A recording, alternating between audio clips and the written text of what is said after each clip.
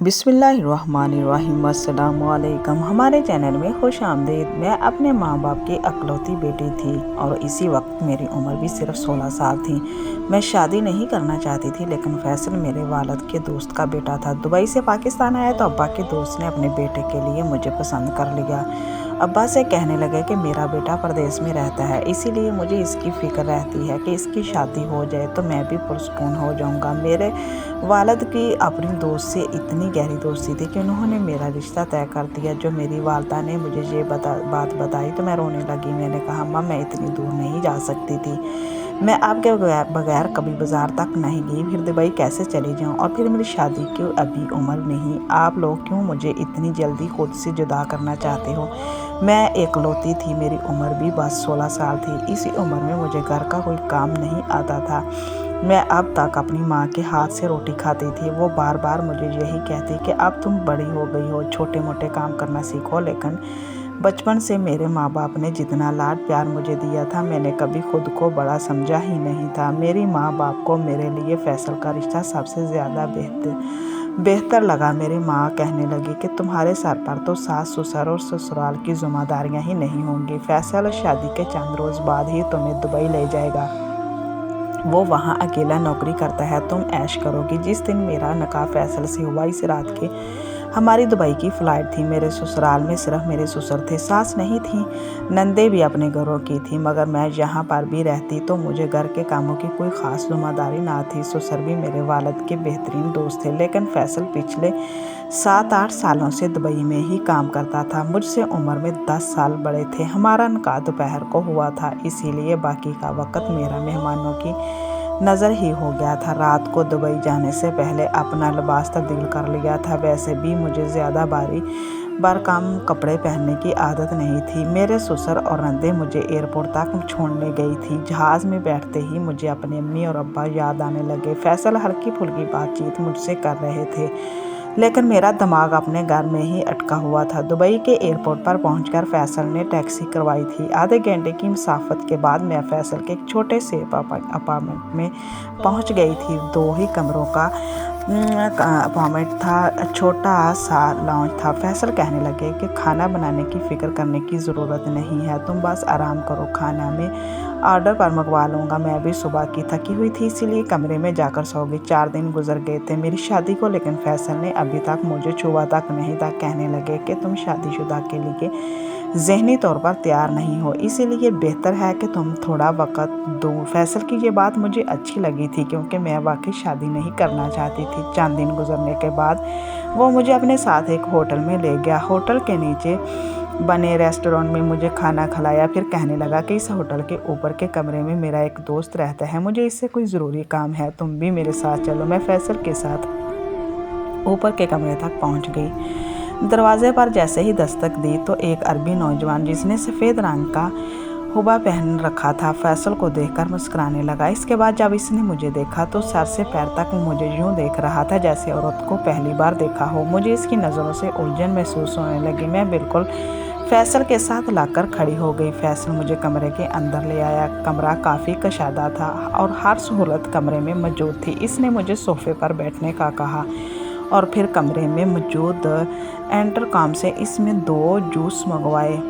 وہ شخص فیصل سے عربی میں بات کر رہا تھا، جو کہ میری سمجھ سے بالاتر تھی، لیکن جو بات مجھے کھٹکی وہ یہ تھی کہ وہ بات تو فیصل سے کر رہا تھا، لیکن اس کی نظریں مجھ پر ہی جمی ہوئی تھیں۔ میں دل ہی دل میں یہ دعا کر رہی تھی کہ جلد از جلد فیصلے سے بات کرے اور یہاں سے نکلے۔ حالانکہ کمرے میں اے سی آن تھا، کمرے کا ماحول بہت سیر تھا، لیکن مجھے گھٹن محسوس ہو رہی تھی۔ شاید اس شخص کی تیز نظروں کا اثر تھا، میں ایک انجانی سی بے چینی میں مبتلا تھی۔ کچھ ہی دیر میں ویٹر جوس کے گلاس بھی لے آیا۔ فیصل نے ایک جوس کا گلاس مجھے دے دیا، سامنے رکھے ٹیبل پر رکھ کر اس عربی سے بات کرنے لگا۔ مجھ پر ویسے بھی گھبراہٹ سی طاری تھی، اسی لیے میں وہ جوس چند گھونٹ میں ہی ختم کر لیا، لیکن جیسے ہی میں نے وہ جوس ختم کیا مجھ پر نشہ سا طاری ہونے لگا، میرا سر بھاری ہونے لگا۔ میں نے دیکھا کہ وہ عربی جیب سے پیسے نکال کر فیصل کو دے رہا تھا۔ میں مکمل نشے میں نہ تھی۔ فیصل اب اسے اردو زبان میں کہنے لگا کہ یہ لڑکی خوبصورت بھی ہے اور کم عمر بھی، اور ابھی تک اس کو کسی نے چھوا بھی نہیں،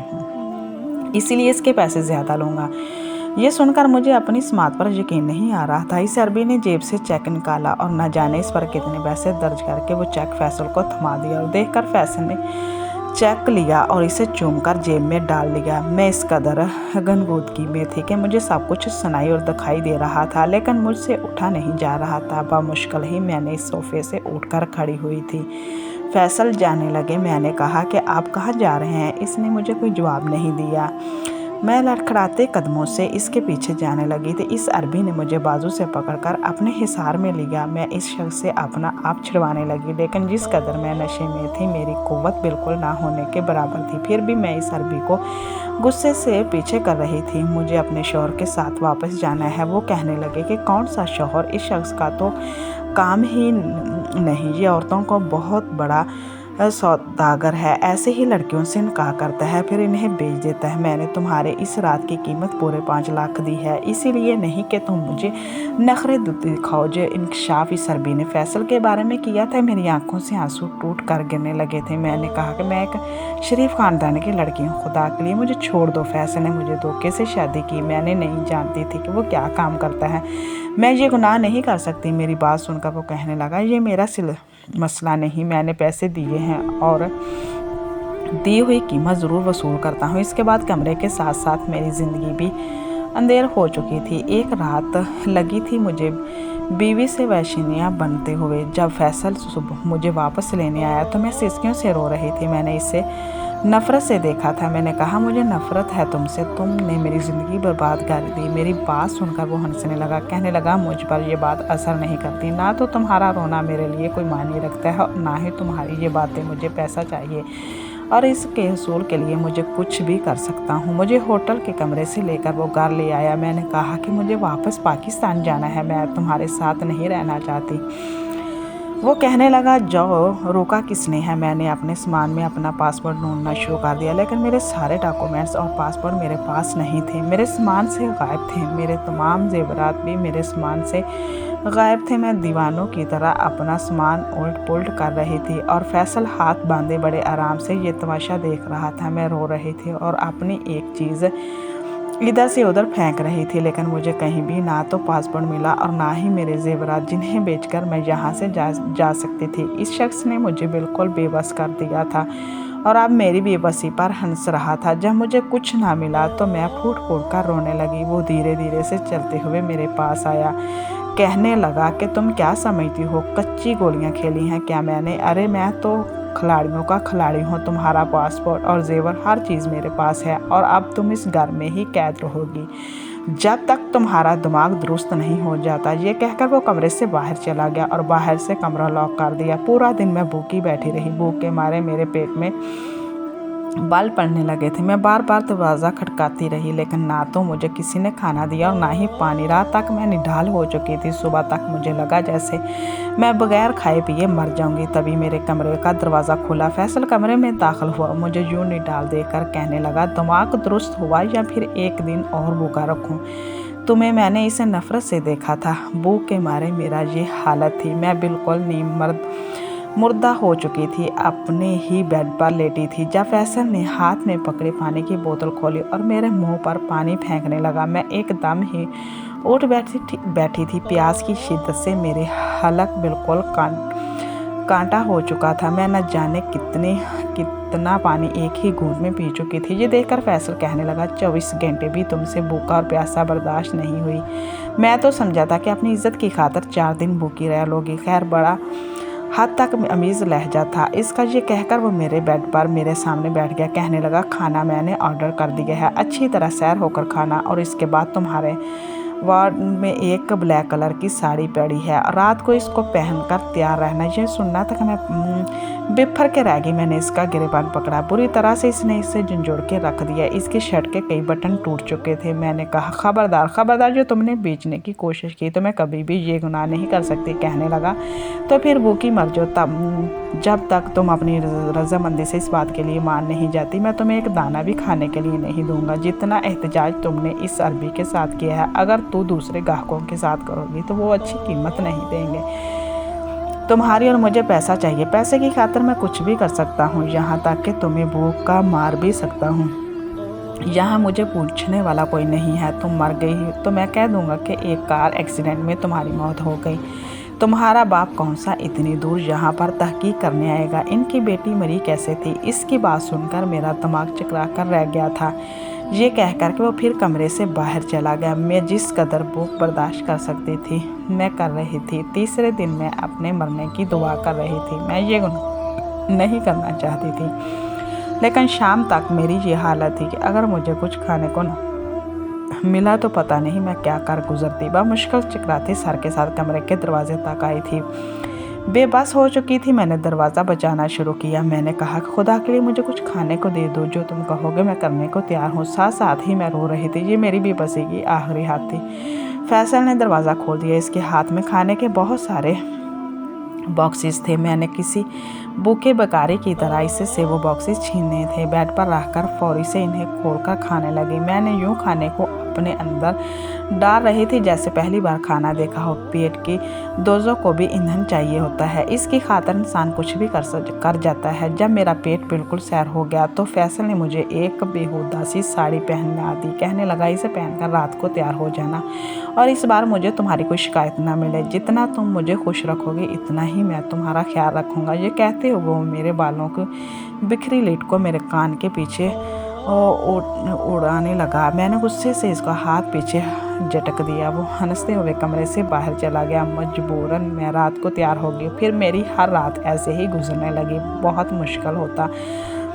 मैं इस माहौल की आदी थी और ना ही ऐसे काम की। हर बार एक नए मर्द को देखकर मेरा दिल मुट्ठी में मसलने लगता था। एक तलख हकीकत थी जिसे मैं कबूल ही नहीं कर पा रही थी। फैसला मुझे डांस क्लब में ले जाने लगा। मुझसे डांस फ्लोर पर डांस करवाता, वही मेरी कीमत भी लगाता। एक बार मैं डांस फ्लोर पर शराब के नशे में धुन नाच रही थी जब एक शख्स ने मुझे अपने हिसार में लिया था। कुछ देर वो मेरे साथ कपल डांस करता रहा। फिर फैसल से कहने लगा, मैं इस लड़की को अपने साथ ले जाना चाहता हूँ। फैसल ने कहा कि नहीं, मैं इस लड़की को कहीं नहीं भेजता। इस होटल के कमरे में तुम इसे लेकर जा सकते हो, लेकिन होटल से बाहर नहीं। इसने कहा कि 1 रात की क्या कीमत है? फैसल ने कहा 1 लाख। तो इस नौजवान ने कहा कि मैं तुम्हें 3 लाख देने को तैयार हूँ।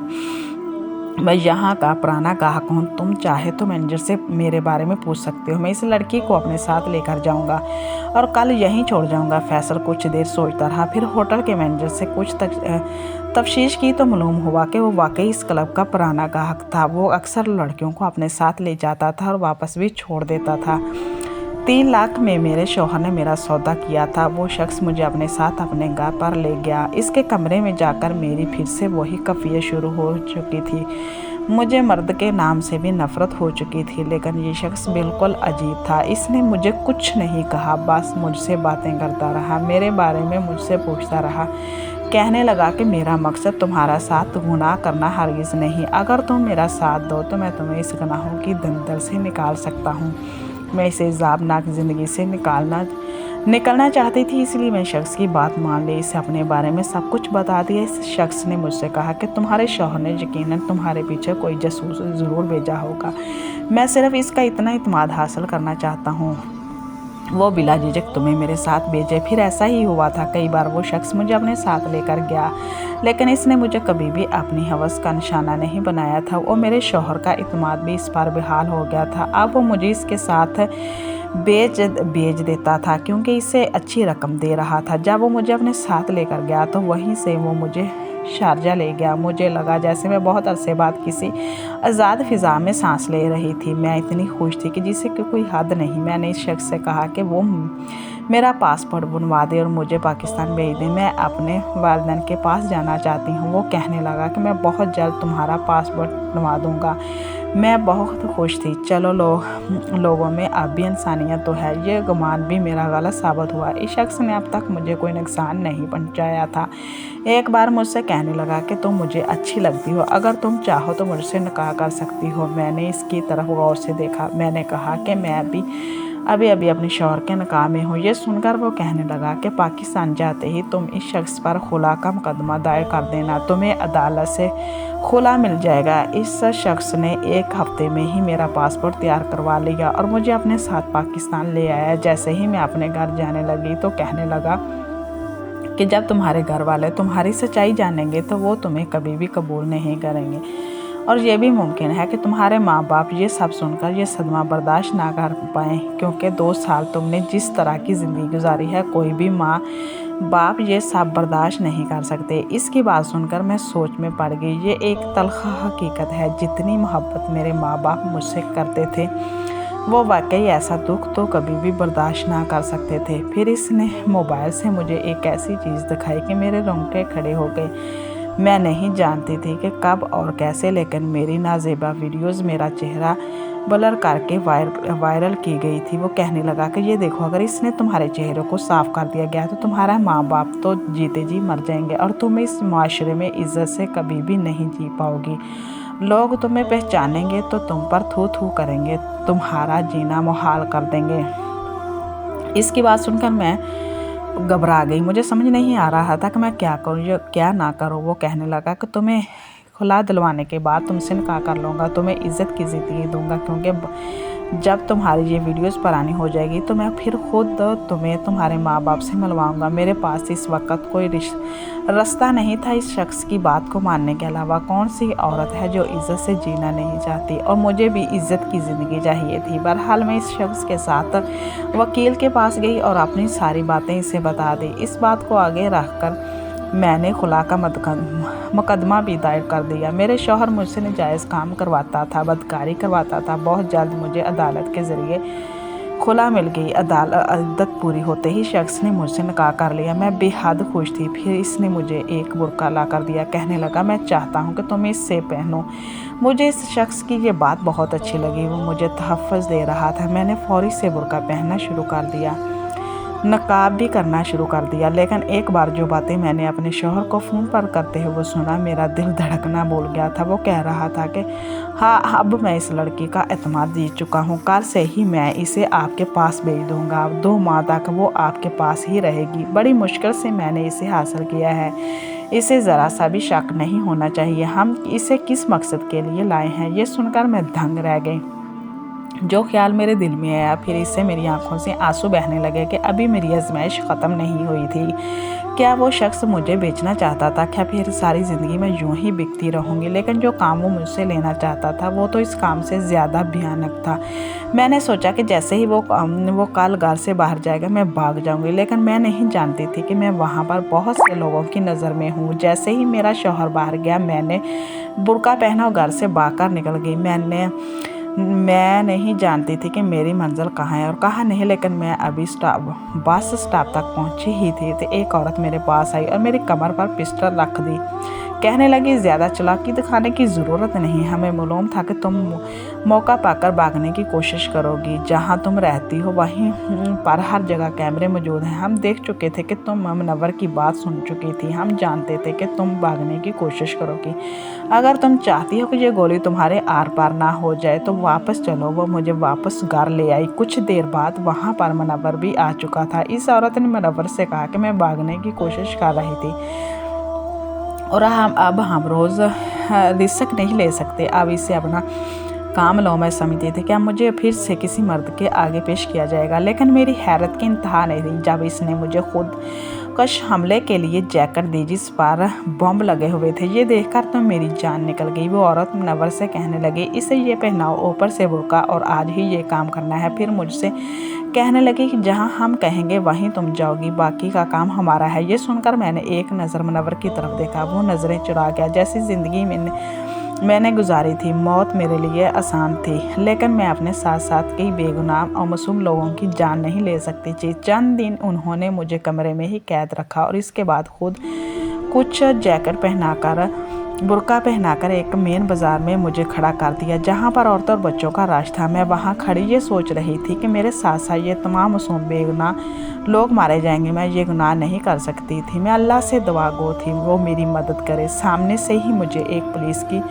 गाड़ी नज़र आई। बिना सोचे समझे मेरा क्या अंजाम होगा। मैं इस पुलिस वाले के पास गई। मैंने इसे सारी हकीकत बता दी। इन लोगों ने फौरी से इस खुद को कुछ जैकेट के सिस्टम को बंद किया। बहुत से लोगों की जानें बच गई थी। पुलिस वालों को मेरी ये बात पसंद आई। उन्होंने मुझे पुलिस में भर्ती करने के लिए कहा। सारा खर्चा भी उन्होंने किया, मुझे मज़ीद तालीम दिलवाई और मुझे ट्रेनिंग के लिए भी भेजा। आज मैं एक ईमानदार पुलिस ऑफिसर हूँ। ऐसे गिरोहों को पकड़ती हूँ जो औरत से जिस्म फरोशी का काम करवाते हैं। प्लीज़ हमारे चैनल को सब्सक्राइब करें ताकि आपको अच्छी वीडियो सुनने को मिले। अल्लाह हाफिज़।